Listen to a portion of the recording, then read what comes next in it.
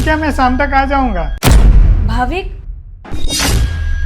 अरे लिसा, तुम कहाँ चली गई थी? वो सिक्योरिटी गार्ड ने बोला था कि नौकरानी मिल गई, बस मैं उसी को लेने गई थी। चलो, बहुत अच्छी बात है, लेके आओ उसे अंदर।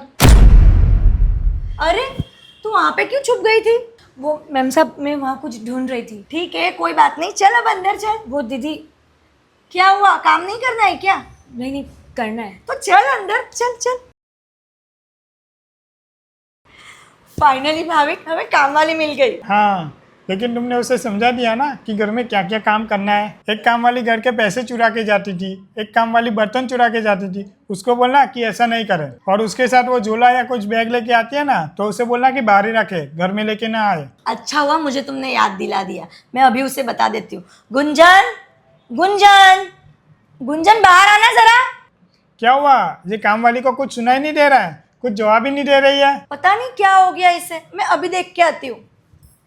गुंजन, कब से मैं तुम्हें आवाज दे रही हूँ, तुम जवाब क्यों नहीं दे रही हो? नहीं दीदी, वो मेरा ध्यान काम में था, इसलिए सुनाई नहीं दिया। अरे तो तू हाथ से काम कर रही है कि कान से काम कर रही है? तुझे कुछ सुनाई नहीं दे रहा है क्या? इतनी आवाज लगा रही हूँ तुझे। चल ये सब कुछ रहने दे, तेरे साहब तुझसे कुछ बात करना चाहते हैं, चल। नहीं दीदी, मैं बाहर नहीं आऊंगी। क्यों क्यों नहीं आएगी?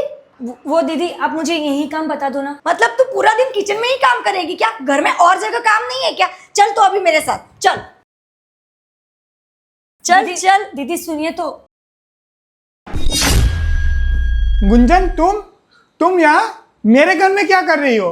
भाविक, तुम गुंजन को जानते हो? हाँ लिसा, ये मेरी पहली बीवी है। अरे तुम चुपचाप यहाँ पे खड़ी क्यों हो?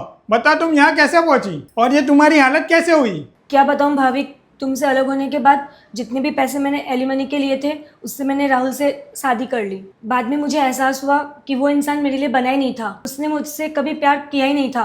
वो तो सिर्फ मेरा फ़ायदा उठा रहा था, सिर्फ मेरे पैसों के लिए। और एक दिन मुझे पता चला कि उसने सारी प्रॉपर्टी अपने नाम करवा ली और बेच दी। भनक तक नहीं लगने दी उसने मुझे, और मेरे सारे पैसे लेकर भाग गया, मुझे ऐसे बेसहारा छोड़कर। उसके बाद मानो कि मेरी ज़िंदगी नरक जैसी बन गई थी।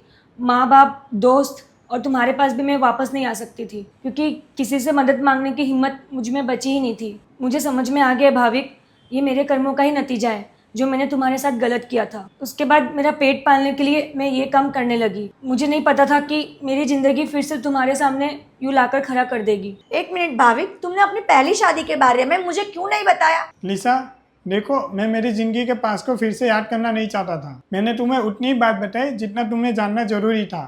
भाविक, ज़िंदगी तो मुझे सज़ा दे चुकी है, अब तुम भी मुझे माफ़ कर दो। और एक बात मुझे समझ में आ गई है कि अगर हम किसी के साथ बुरा करते हैं तो हमारे साथ भी बुरा ही होता है। कोई बात नहीं गुंजन, मैंने तुम्हें माफ़ किया, अब तुम जा सकती हो।